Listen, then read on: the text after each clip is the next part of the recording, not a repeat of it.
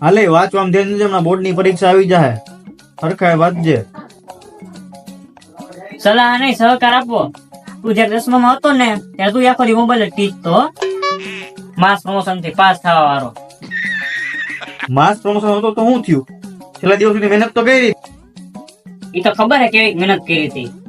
ભણવાના મને આખો દી મોબાઈલ માં ગેમ જ રમી હે.